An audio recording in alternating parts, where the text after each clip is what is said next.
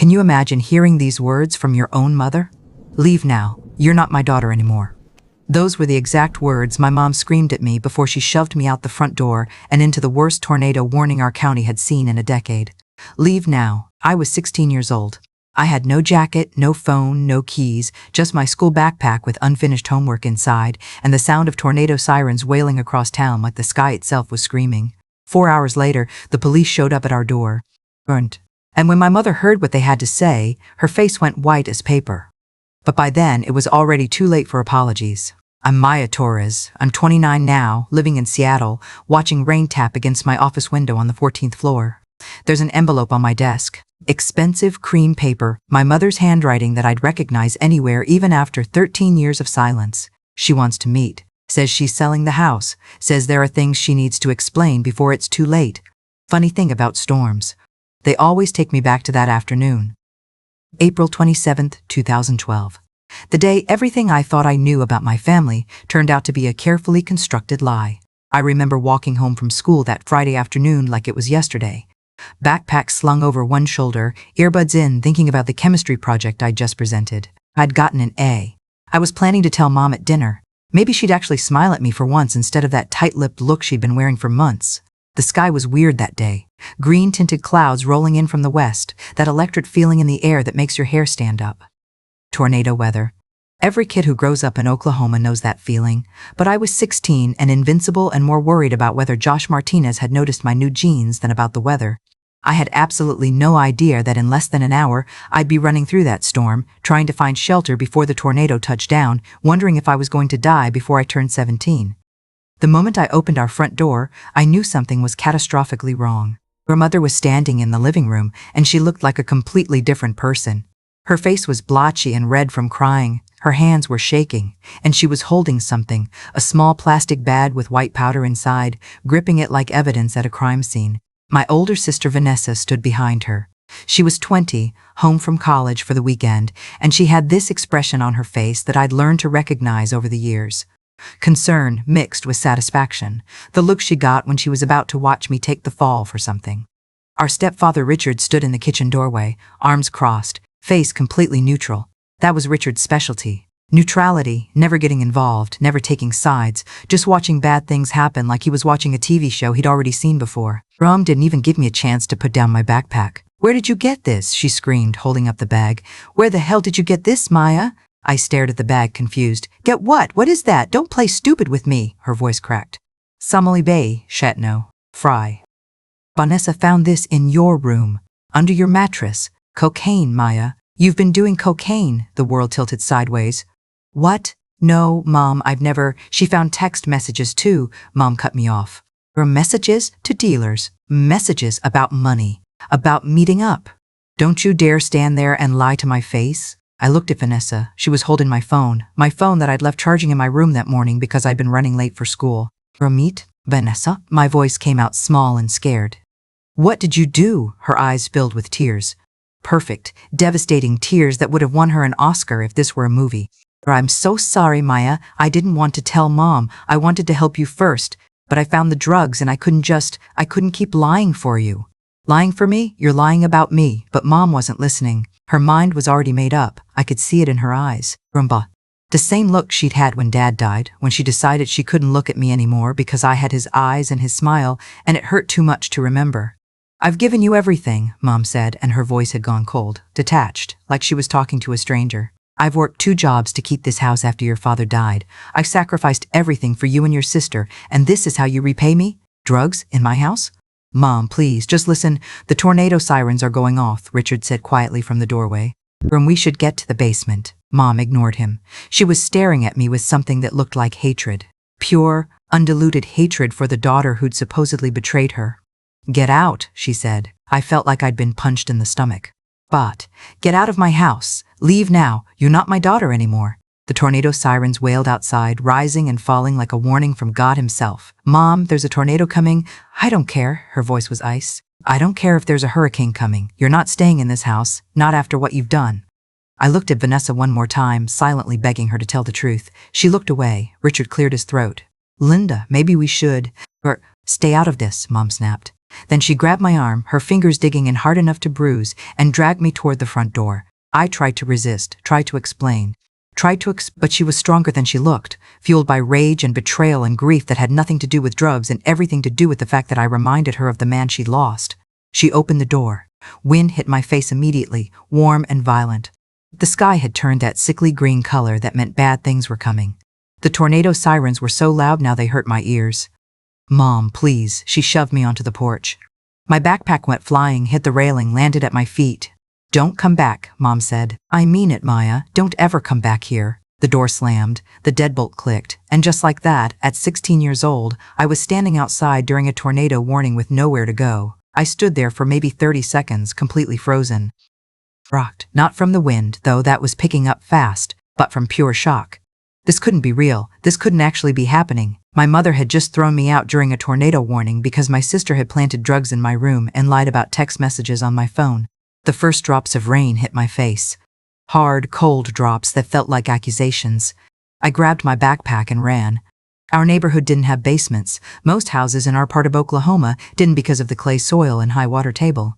The closest public shelter was the elementary school, about 2 miles away.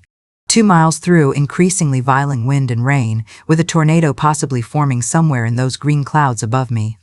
I ran down our street as fast as I could. Wind pushed against me like an invisible hand trying to shove me backward. Tree branches whipped back and forth. Someone's garbage can went rolling past me, clattering and banging. The rain got heavier. Within minutes I was soaked through to my skin. My hair plastered to my face. My backpack felt like it weighed 100 pounds. I made it maybe half a mile before I realized I wasn't going to make it to the elementary school. The wind was too strong. The rain was too heavy. And the sky behind me had started to rotate, clouds swirling in that unmistakable funnel shape that meant death was coming. I needed shelter. Now, there was a drainage ditch up ahead, concrete culvert that ran under the road.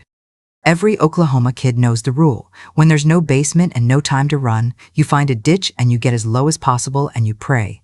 I slid down the embankment, landed hard in about 6 inches of rapidly rising water, and crawled into the culvert. The opening was maybe 4 feet wide, barely tall enough for me to sit up inside. Water rushed around my legs. The sound echoed inside the concrete tube, amplifying everything into a roar that drowned out even the tornado sirens. I pulled my knees to my chest and waited. The wind got worse, way worse. I could hear it screaming outside the culvert, a sound like 1,000 freight trains all bearing down at once. Debris flew past the opening. Branches, pieces of metal, something that might have been someone's lawn chair. The water in the culvert rose to my waist, then to my chest. I had to tilt my head back to keep my face above the waterline. My teeth were chattering. My whole body was shaking, and I kept thinking this couldn't be real. This couldn't actually be happening. My mother couldn't have actually thrown me out to die like this, but she had. And I was here, and there was a tornado somewhere very close, and I was going to drown or get sucked out of this culvert or both. I don't know how long I stayed in that culvert. Could have been 20 minutes, could have been an hour. Time does weird things when you think you're about to die. Eventually, the wind died down. The rain slowed. The roaring sound faded into normal storm sounds, thunder and rain, but nothing that sounded like imminent death. I crawled out of the culvert on shaking legs. The world looked different. Trees were down everywhere. Power lines dangled. Someone's trampoline had landed on top of a car, 3 houses down from where it started.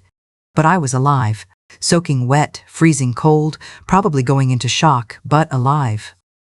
That door was locked, and even if it wasn't, I wouldn't give my mother the satisfaction of seeing me come crawling back. Not after what she'd done. I walked toward the one person I knew would help me, my Aunt Rachel, Mom's older sister, the one who'd never quite approved of how Mom had changed after Dad died.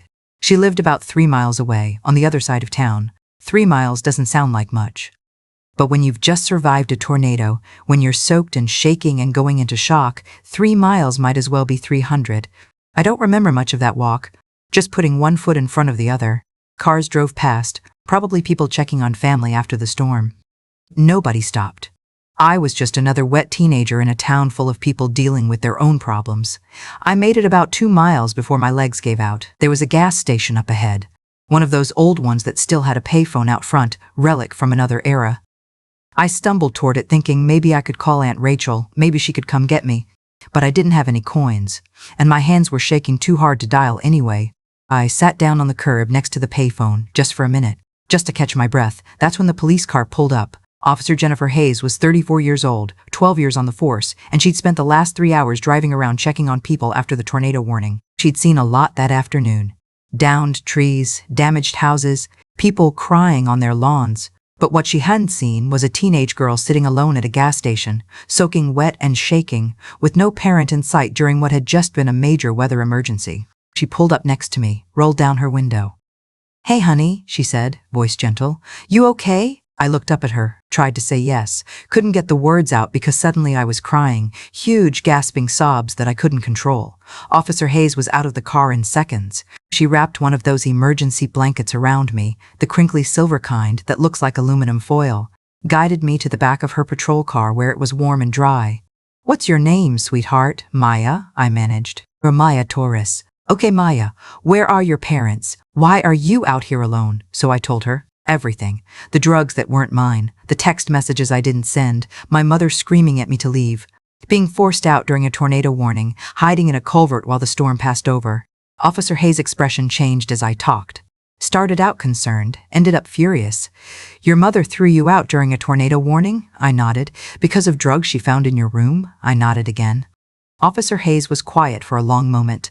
Then she picked up her radio. "Dispatch. This is Hayes.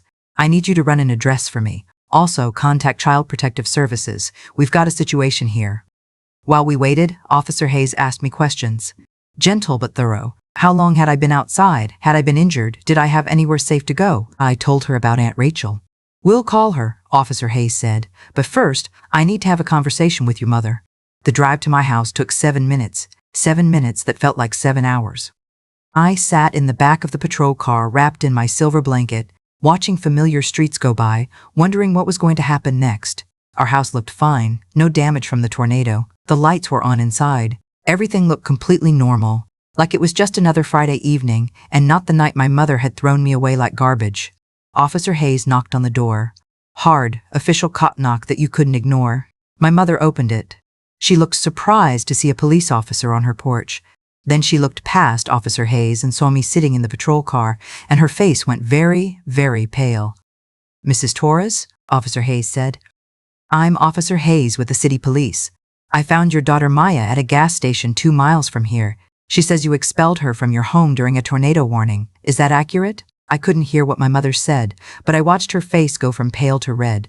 Watched her mouth move, probably making excuses, probably trying to explain. Officer Hayes held up one hand, cutting her off. "Your mom. There was a tornado warning in effect. Your daughter is 16 years old. She was found alone, hypothermic, and in distress.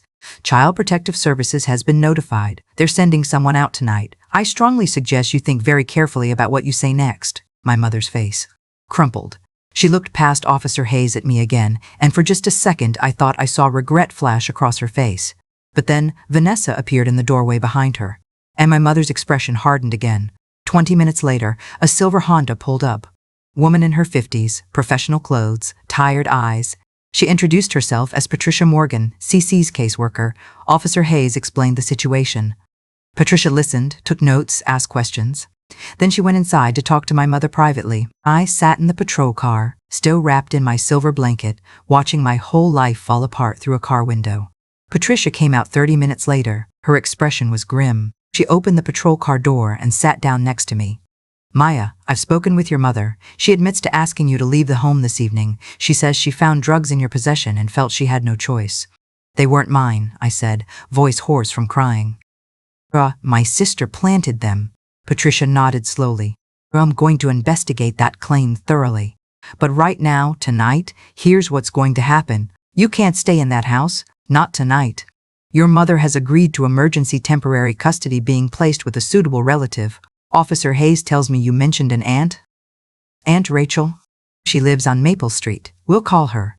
If she's willing, you'll stay there tonight. Tomorrow we begin a full investigation. Your mother will need to provide evidence of the alleged drug use, and we'll be interviewing everyone involved, including your sister." I nodded, too exhausted to feel relief or fear or anything except a bone-deep tiredness that had nothing to do with the physical ordeal of the storm. Aunt Rachel arrived 20 minutes later, driving like she'd broken every speed limit between her house and mine. She was out of her car before it even fully stopped, rushing toward the patrol car. Maya, she pulled me into a hug so tight I could barely breathe. Oh my God, Maya, are you okay? What happened? I started crying again, couldn't help it. The first safe person I'd seen all day was hugging me like I actually mattered, and it broke something inside me that I'd been holding together through sheer force of will. Aunt Rachel pulled back, looked at Officer Hayes and Patricia. Someone better explain to me right now why my niece was outside during a tornado warning, they explained. Aunt Rachel's face went through about 6 different emotions. Shock, horror, fury, disgust. When they finished, she looked at my house like she wanted to burn it down. That's it, she said flatly. Maya's coming home with me. Tonight, tomorrow, every night until this gets sorted out. And when it does get sorted out, Linda is going to regret the day she decided to be this kind of mother. Before we left, Patricia went back inside one more time. We came out carrying a cardboard box. My clothes, my school supplies, my laptop, personal things I'd need. Your mother is cooperating, Patricia said. For now. Aunt Rachel took the box, loaded it into her car, helped me into the passenger seat, buckled me in like I was a little kid who couldn't do it myself. As we drove away, I looked back at my house one time. My mother was standing in the window, just standing there, watching us leave. Vanessa was nowhere to be seen. I wondered if Mom knew yet that she'd made the biggest mistake of her life. Wondered if she understood that leave now was about to turn into something she'd never expected. But that night, I was too tired to care. I just wanted to sleep somewhere warm and safe and far away from the people who were supposed to love me. Aunt Rachel's house smelled like coffee and vanilla candles. Small 2-bedroom place, nothing fancy, but it felt like home in a way my actual home hadn't felt in years. She ran me a hot bath, found clean clothes for me to wear, made me tea with honey even though I insisted I was fine. I wasn't fine. My body was shaking and I couldn't get warm no matter how hot the bath water was. When I finally stopped shivering, Aunt Rachel sat me down at her kitchen table and said, "Tell me everything." So I did, everything I'd been holding inside for months. How Mom had changed after Dad died, how she looked at me like I was a painful reminder of what she'd lost, how Vanessa had always been the favorite, the golden child who could do no wrong. How Richard just watched everything happen and never said a word. How I'd been good, straight A's, never in trouble, did everything right. And it still wasn't enough. Aunt Rachel listened to all of it. When I finished, she was quiet for a long time. "Your mother loved your father more than anything," she finally said. Ramon died. When he died, something broke inside her. She couldn't look at you because you looked just like him. Same eyes, same smile, same laugh. It hurt her to see you. So she pushed you away, made Vanessa the favorite, because Vanessa looks like Linda's side of the family. None of that is your fault, Maya. None of it. Then why does it feel like it is? Because you're 16 and you think love is supposed to be unconditional. And you're right, it should be.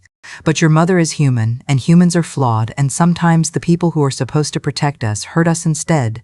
That doesn't mean you deserved it. It means she failed you. I started crying again. But this time it felt different, cleaner, like releasing poison that had been building up for years. "You're going to stay here," Aunt Rachel said firmly, "as long as you need. This is your home now, and I promise you, Maya, your mother is going to answer for what she did tonight." I slept 14 hours straight, woke up to sunlight streaming through unfamiliar windows and the smell of pancakes. Aunt Rachel was in the kitchen making breakfast like it was the most normal thing in the world to have her traumatized niece suddenly living with her. "Cece's is coming by at 2, she said, flipping a pancake. "Patricia, the caseworker. She wants to interview you formally, ask you some questions about last night and about the drugs your sister supposedly found." My stomach tightened. What if they don't believe me? They'll believe you, because you're telling the truth. And because I'm calling my lawyer friend this morning, we're going to make sure your rights are protected. The lawyer's name was Marcus Webb. He showed up at 11 with a briefcase and a kind face and 30 years of family law experience. He asked me questions about the drugs, about my relationship with Vanessa, about my phone and who had access to it. "Do you use drugs, Maya?" he asked directly. "No, never. I've never even been drunk. Have you ever stolen money from your mother?" "No." "Do you have any idea why your sister would plant evidence in your room?" I thought about that. Really thought about it. Or my dad had life insurance. When he died, Mom put it in trust funds for Vanessa and me. Vanessa got hers when she turned 18. She blew through it in like a year, bought a car, paid for her boyfriend's stuff, just wasted it. My trust fund is still there, waiting for when I turn 18. It's about $60,000. But there's a clause in the trust that says if I'm declared unfit, or if I'm institutionalized or something, a family member can manage it for me until I'm better. Marcus's eyes sharpened.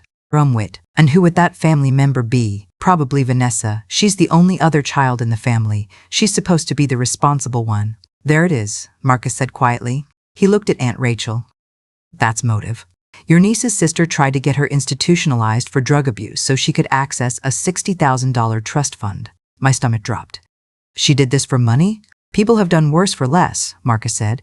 The good news is that if we can prove those drugs were planted, if we can prove the text messages were fake, then your sister committed several crimes: fraud, evidence tampering, false statements to police.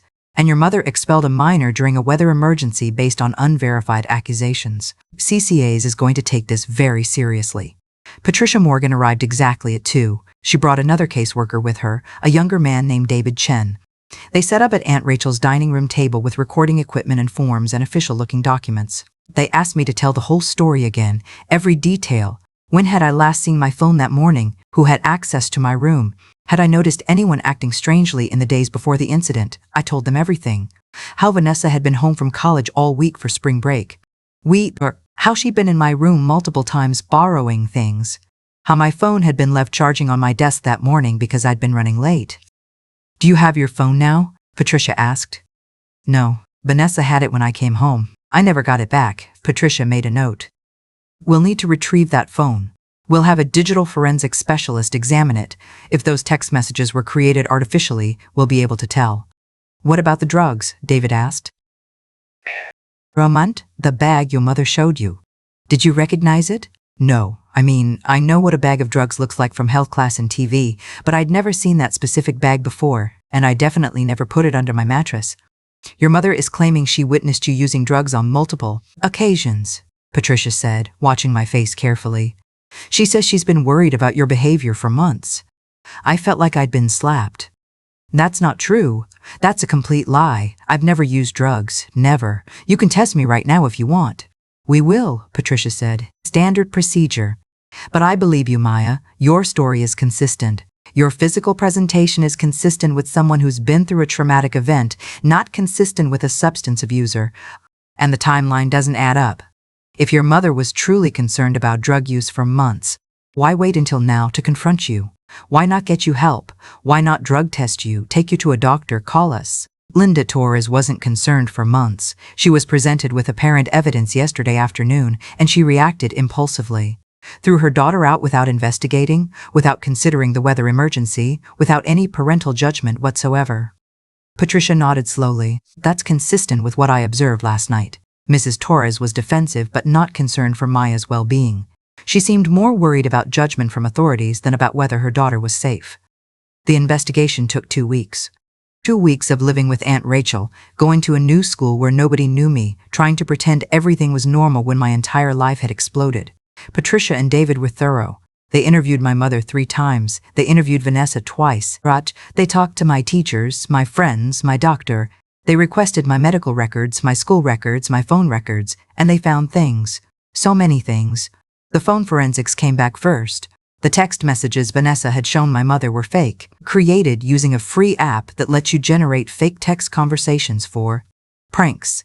The messages had been created on April 26th, the day before I was kicked out, created on my phone. But the app had been downloaded while I was at school, during hours when I was verifiably in class and Vanessa was home alone.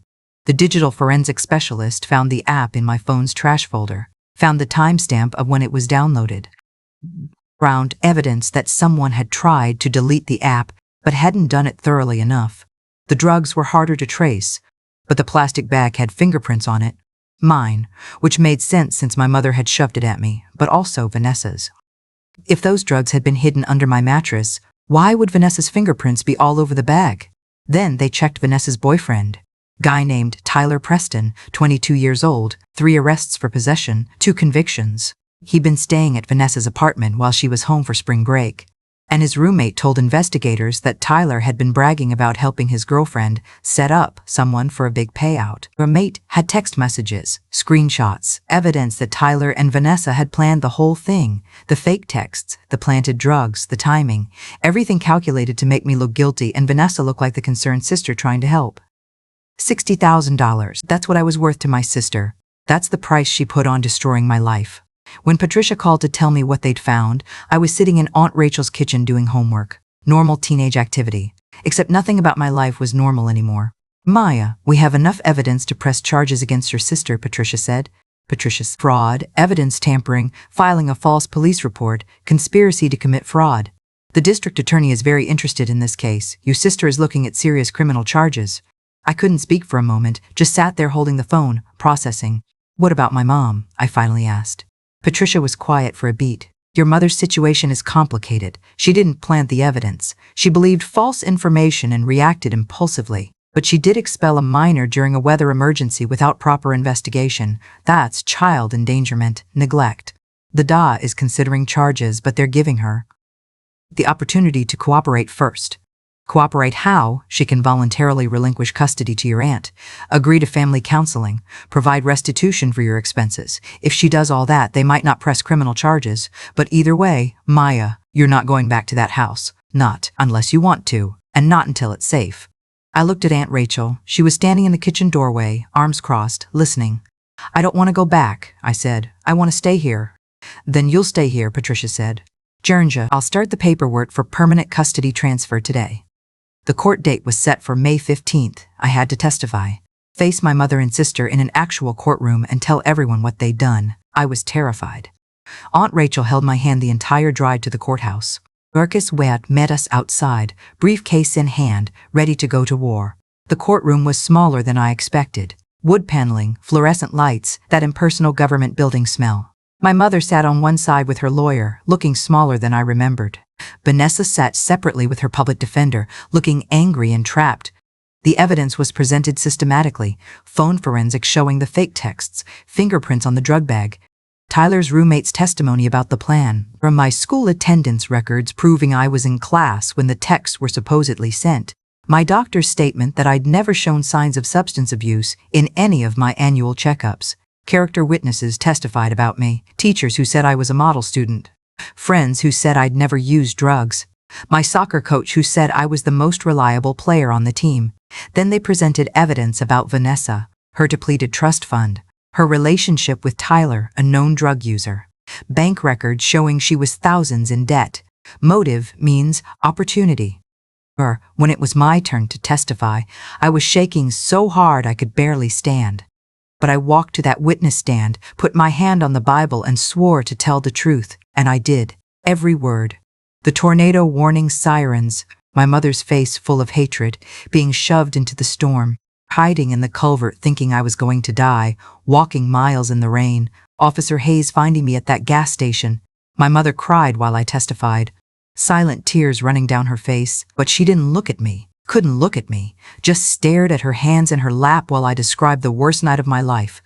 Vanessa looked angry, not sorry, not guilty, just furious that she'd been caught. The verdict came down hard. Vanessa was convicted of fraud, evidence tampering, and conspiracy. Sentenced to 18 months in county jail, 3 years probation after release, and full restitution of all costs associated with the investigation and my care during the custody transition. The judge also issued a permanent restraining order.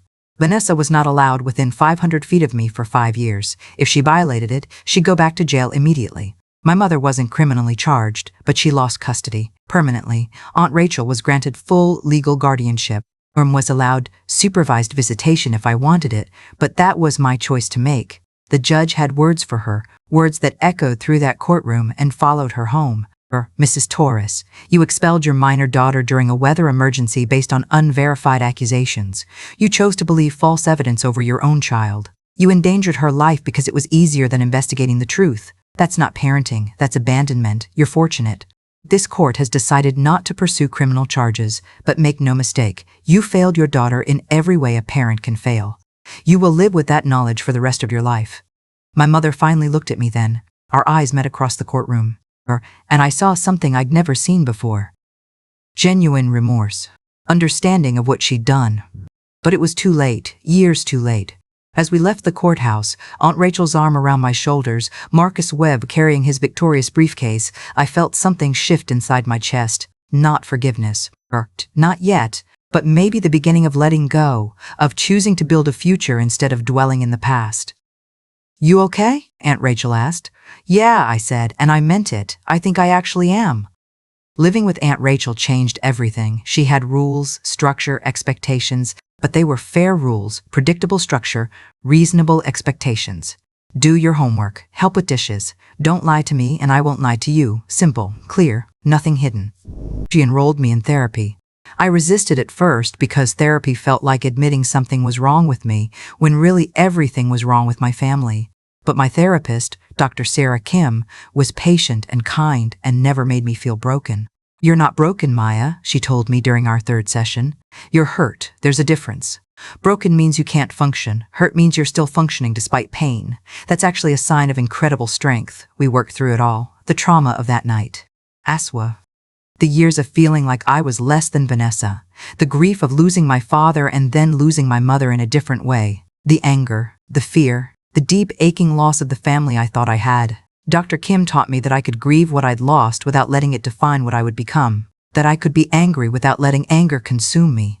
That I could forgive without forgetting, or I could choose not to forgive, and that was valid too. "Forgiveness isn't for them," she said. "It's for you. It's deciding you're not going to carry their weight anymore. Whether they deserve your forgiveness is irrelevant. The question is whether you deserve freedom from this burden." I thought about that a lot. Still thinking about it honestly. School was different at my new place. Nobody knew me as Maya Torres, the girl whose mother kicked her out during a tornado. I was just Maya, new transfer student, kind of quiet but friendly enough. I made actual friends for the first time in years. People who liked me for me, not because they felt sorry for me or because they'd been fed a story about who I was supposed to be. My grades improved. Turns out it's easier to focus on algebra when you're not worried about your sister sabotaging your homework or your mother looking at you like you're a walking reminder of her dead husband. I joined the debate team. Say new point. Learned how to argue logically, how to build a case, how to defend myself with words instead of just taking whatever accusations were thrown at me. My coach said I was a natural, said I should think about law school someday. Law school, or me. The girl who'd been framed by her own sister and thrown away by her own mother. Going to law school to become the kind of person who protects people who can't protect themselves. I liked that idea. I liked it a lot. Aunt Rachel encouraged all of it. She came to every debate competition, sat in the audience and cheered when I won. Put my ribbons on the refrigerator like they were Olympic medals. Made me feel like I mattered, like my achievements were worth celebrating. She also made sure I understood money. How to budget, how to save, how trust funds work, and how to protect my assets so nobody could ever manipulate or steal from me again. "Your dad wanted you to have opportunities," she told me. "That money is your opportunity fund. Don't waste it, don't let anyone take it, and don't touch it until you know exactly what you want to do with it." I didn't touch it. That $60,000 sat in its protected trust fund, growing interest, waiting for the day I turned 18 and could access it on my own terms. Vanessa served 14 months of her 18-month sentence. Got out early for good behavior, which apparently doesn't require you to actually feel remorseful, just to follow prison rules and not cause trouble. The day she was released, I got a letter, forwarded through Marcus Webb because Vanessa wasn't allowed to contact me directly. "Dear Maya, I'm sorry for what I did. I was desperate and stupid and I made terrible choices. I hope someday you can forgive me." 3 sentences. After destroying my life, after nearly getting me killed, after spending over a year in jail for fraud and evidence tampering, she managed 3 sentences. I showed the letter to Dr. Kim during our next session. "How does it make you feel?" she asked. "Angry. Because it's not enough. It'll never be enough. She tried to steal my future and she's sorry. She planted drugs and got me thrown into a tornado and she's sorry. 3 sentences and I'm supposed to what? Forgive her? Invite her over for coffee?" Dr. Kim nodded slowly. "You're right. It's not enough. Nothing she says will ever be enough because words can't undo actions. So the question isn't whether her apology is sufficient. The question is what you want to do with this anger you're carrying. I want her to suffer the way I suffered. And is she suffering?" I thought about that. Vanessa had a felony record now. Couldn't get a decent job, couldn't pass a background check, couldn't go to grad school or get professional licenses.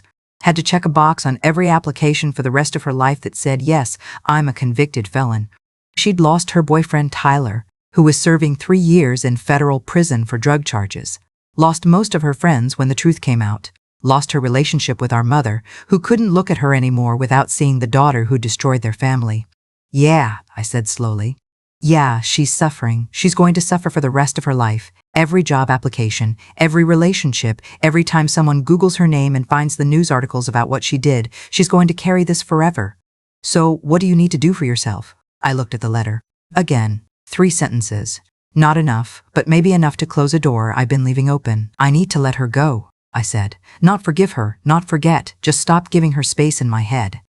I never responded to the letter, but I did something better. I succeeded. I graduated high school with honors, top 10% of my class. Got accepted to University of Washington with a partial scholarship. Used my trust fund money for the rest, the way my dad had intended. Moved to Seattle. Started fresh in a city where nobody knew my story unless I chose to tell them. I studied political science and criminal justice. Or made the dean's list every semester.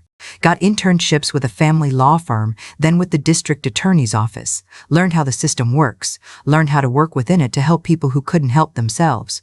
I thought about my 16-year-old self a lot during those years. The girl hiding in a culvert during a tornado, thinking she was going to die. The girl who'd survived not just the storm, but everything that came after. That girl was strong, stronger than she knew, and I wanted to honor her by becoming someone she'd be proud of. After undergrad, I applied to law schools, got into several good programs. Chose Seattle University School of Law because I'd fallen in love with the city, with the rain, with the coffee culture, with the way the mountains looked on clear days. Law school was brutal. 3 years of reading until my eyes burned, writing until my fingers cramped, arguing hypothetical cases with classmates who were just as competitive and driven as I was. But I loved it, loved the challenge, loved learning how to build ironclad arguments, loved the feeling of being prepared for anything. I passed the bar exam on my first try, started working for a family law firm that specialized in custody cases and child protection, started helping other kids who'd been failed by the adults who were supposed to protect them. Every case reminded me why I'd chosen this path. Every child I helped felt like honoring the scared 16-year-old version of myself who'd survived when she shouldn't have had to. I met Colin during my 2nd year practicing law. He was a social worker assigned to one of my cases, a 14-year-old boy whose father had kicked him out for being gay. We worked together to get the kid placed with supportive relatives, to make sure he had access to therapy and support groups, to protect his trust fund from his homophobic parents. After the case closed, Colin asked if I wanted to get coffee. Talk about something that wasn't work-related, maybe see a movie. I said yes. Best decision I ever made. Colin understood me in a way most people didn't. He'd seen the worst of what families could do to each other. He'd worked with kids who'd been abused, neglected, abandoned. He knew what trauma looked like, what survival looked like, what strength looked like. He never pitied me, never treated me like I was broken or damaged. He just saw me, Maya, not the girl from the storm, just me. We moved in together after a year. Got an apartment with a view of Puget Sound. Adopted a rescue dog named Tornado, which Colin thought was hilarious and therapeutic. Built a life together that felt safe and warm and full of love. And then, 13 years after the worst night of my life, the letter arrived. It came to Aunt Rachel's house. She'd moved to a smaller place after I left for college, downsized now that it was just her, but she kept the same address, kept that connection to the life we built together. She called me on a Saturday morning. Maya, honey, there's a letter here for you, from your mother. My stomach dropped. What does she want? I don't know. I didn't open it. But it's addressed to you in her handwriting. Should I send it or throw it away? I was quiet for a long moment. Talon was making breakfast in the kitchen, dog at his feet hoping for dropped bacon. Normal Saturday morning, our life. Send it, I finally said. I need to see what she wants. The envelope arrived 3 days later. Cheap paper, shaky handwriting I barely recognized. Return address was Evergreen Assisted Living in Oklahoma City. I opened it at my kitchen table with a cup of coffee going cold in my hands. Dear Maya, I know I have no right to ask anything of you after what I did. I know you probably hate me, and you would be completely justified in that hatred. But I'm asking anyway because I'm running out of time and I need to say some things before it's too late. I'm at Evergreen now. Had a stroke 2 years ago. Left side doesn't work right anymore. Richard left me 5 years ago. Said he couldn't live with someone who'd done what I did. Bern Bungwins came to see me once after she got out of prison. I couldn't look at her. Couldn't hear her voice without remembering that I believed her lies over your truth. I've replayed that night 1,000 times in my mind, the tornado sirens. Your face when I shoved you out the door. I realized what I'd done when the police called. I threw you into a storm, Maya, my own daughter, because I was too broken from losing your father to see clearly. Bert, you looked so much like him. Same eyes, same smile, same way of tilting your head when you were thinking. It hurt to look at you, so I pushed you away. Made Vanessa the favorite because she looked like my side of the family. That wasn't fair to either of you. It destroyed our family. I don't expect forgiveness. I don't deserve it. But I need you to know that I'm sorry. I'm so deeply, profoundly sorry for failing you as a mother, for believing lies, for choosing the easy daughter over the truthful one, for throwing you away when you needed me most. I need you to know that you deserved better. You deserved a mother who protected you, who believed you, who would have walked into that tornado to keep you safe. I wasn't that mother, but I should have been. If you can find it in your heart to come see me, I'd like to apologize in person. Tell you face to face how wrong I was, how sorry I am. But if you can't, I understand. Some things can't be forgiven. Some wounds can't be healed. I'll carry this regret to my grave either way. Your mother, Linda. I sat there for a long time, reading and rereading those words. Coffee went cold. Colin came and sat next to me. Didn't ask, just waited. Finally, I looked at him. She wants to see me. My mother, she's had a stroke. She's in assisted living. She wants to apologize. What do you want to do? That was the question, wasn't it? What did I want? I'd built an entire life without her. Successful career.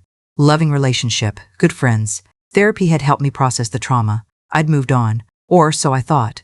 But there was still this small part of me, the 16-year-old girl who'd stood on that porch in the rain, that wanted to hear her mother say sorry. I think I need to go, I said. Not for her, for me. I need to close this chapter properly. Colin nodded. I'll come with you. You don't have to do this alone. 2 weeks later, we flew to Oklahoma, rented a car, drove through familiar streets that looked smaller than I remembered. Everything looks smaller when you leave and grow up somewhere else. Evergreen assisted living was exactly what you'd expect. Fluorescent lights. Smell of industrial cleaner trying to mask the smell of aging and illness. Nurses moving efficiently through hallways. Residents in wheelchairs watching TV in a common room. My mother's room was on the second floor. Room 214. I stood outside that door for a full minute, hand on the doorknob, heart pounding. Colin squeezed my other hand. You've got this. I opened the door. My mother looked ancient. She was only 61, but she could have passed for 80. The stroke had left her face slightly drooped on one side. Her hair was completely gray. She sat in a wheelchair by the window, looking out at a small garden courtyard. She turned when she heard the door, and when she saw me, she started to cry. Maya, she whispered. You came. I didn't think you'd come. I walked into the room but kept my distance. Couldn't quite bring myself to get close yet. Colin stayed by the door, present but giving us space. I got your letter, I said, voice steady even though my hands were shaking. You said you wanted to apologize in person. I do. I need to. She wiped at her eyes with her good hand. I'm so sorry, Maya. I'm so deeply, unforgivably sorry for what I did to you. There's no excuse. I was broken and grieving and I failed you. I threw you into a storm because I couldn't face my own pain. You almost died because of me. I did almost die, I said. I hid in a drainage culvert. Water rose to my chest. I thought that was it. 16 years old and dying alone because my mother chose to believe a lie rather than investigate the truth.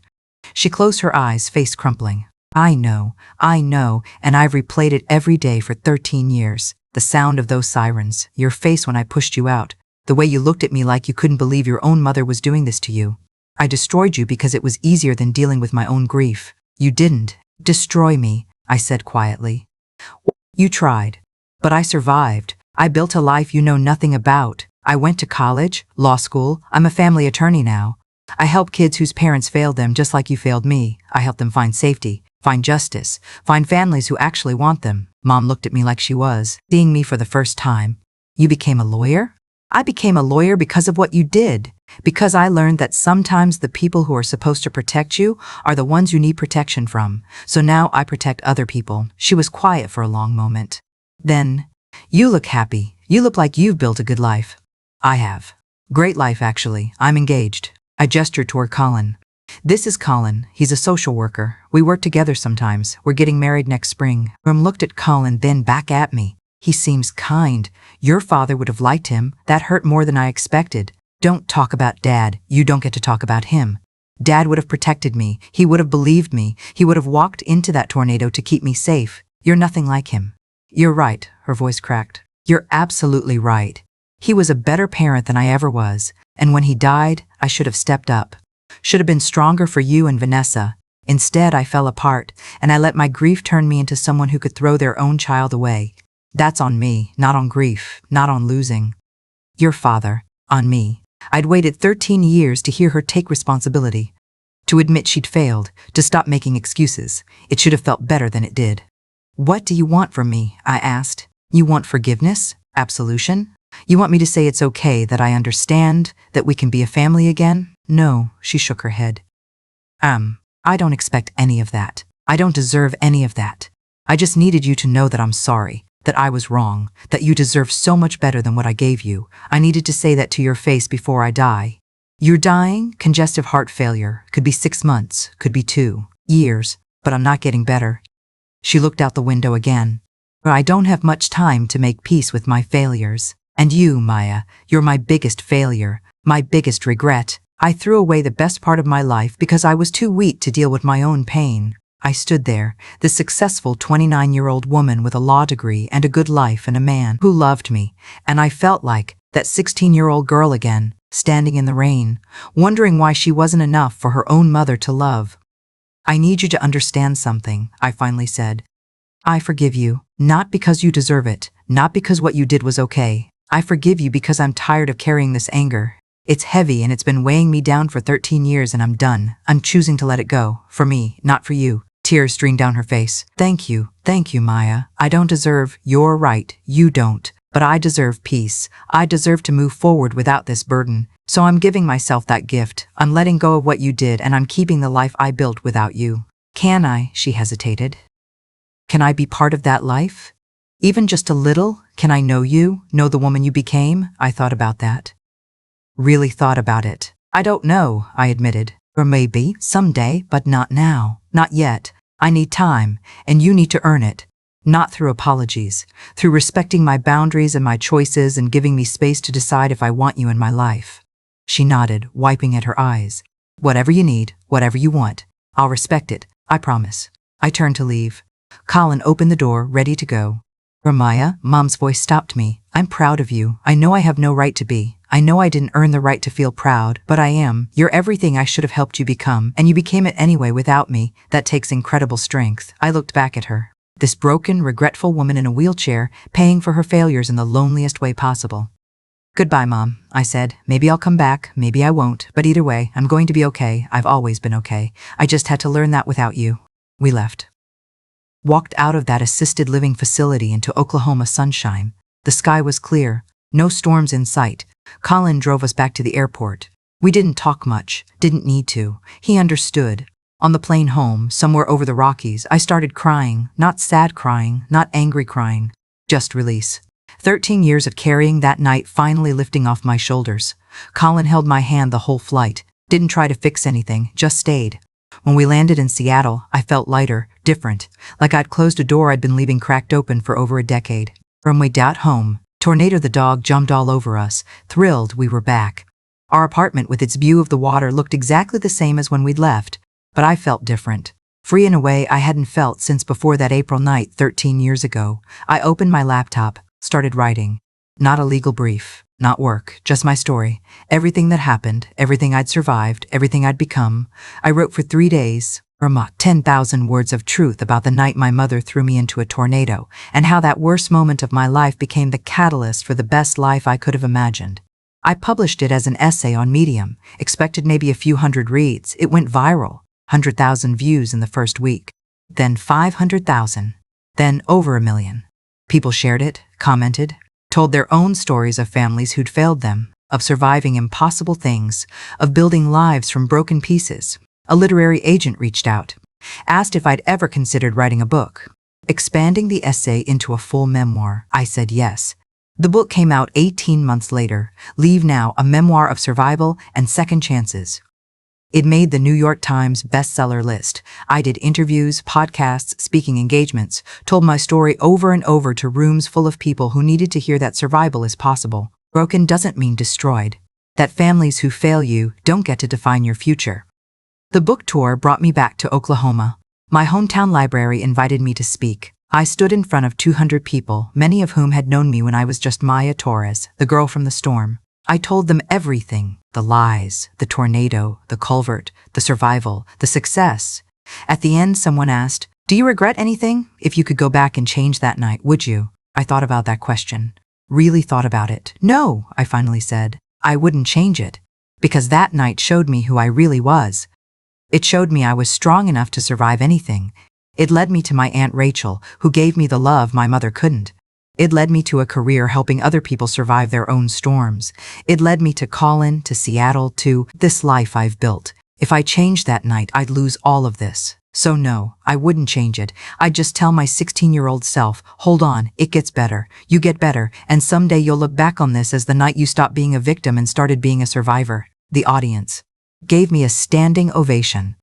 After the event, people lined up to have books signed. Teenagers who'd been kicked out by their families, adults who'd survived childhood trauma, parents who admitted they'd failed their kids and were trying to do better. One woman waited until the end. She was older, maybe 70, with kind eyes and a warm smile. "I was there that night," she said. I looked at her more closely. "Officer Hayes?" She smiled wider. "Retired now, but yes, I'm Jennifer Hayes. I found you at that gas station 13 years ago." We hugged. Actually hugged, right there in the library lobby. "You saved my life," I told her. "No, honey. You saved your own life. You walked miles in a storm. You found shelter. You survived. I just gave you a ride. And that's the best revenge, isn't it? Living well despite everything they tried to take from you." She was right. The best revenge wasn't making my mother or Vanessa suffer. It was building a life so good, so full, so successful that their actions couldn't touch it. Ramon Paulin and I got married that spring just like we planned. Small ceremony in Seattle. Aunt Rachel was there, of course, sitting in the front row crying happy tears. Officer Jennifer Hayes came, Dr. Kim, my therapist, Marcus Webb, the lawyer who'd fought for me, Patricia Morgan from CC's Auburnines, our chosen family. The people who'd believed me, protected me, helped me build a life worth living. My mother sent a card. Didn't ask to come. Just a simple note. "Congratulations, Maya. May you build the family you deserve. Love, Mom." I put the card in a drawer. Maybe someday I'd respond, maybe not. But that was okay. I got to choose now. Nobody was making choices for me anymore. Vanessa sent nothing. Last I heard, she was working at a call center in Tulsa, still dealing with the consequences of her choices 13 years later. I felt neither satisfaction nor sympathy, just indifference. She'd become irrelevant to my life. Sometimes people ask if I've truly forgiven my mother, if I've let go of the anger. The truth is, forgiveness isn't a moment, it's a process. Some days I wake up and I'm fine. Some days I wake up and I'm angry all over again. Some days I look at Colin and think about how lucky I am. Other days I think about how my mother threw me away and I feel that old familiar ache. But mostly I'm just grateful. Grateful I survived. Grateful for Aunt Rachel. Grateful for the storm that redirected my entire life towards something better than I could have imagined. Because here's what I learned. Some storms don't destroy you. They transform you. They show you what you're made of. They clear away the weak foundations and force you to build something stronger. That tornado warning on April 27, 2012 could have been the end of my story. Instead, it was the beginning. Leave Now turned into Watch Me Thrive. And that's exactly what I did. If this story resonated with you, I hope you'll share it. Drop a comment about your experience or where you're watching from. And remember, surviving isn't just about making it through the storm. It's about building something beautiful in the aftermath. Thank you for reading. See you in the next story.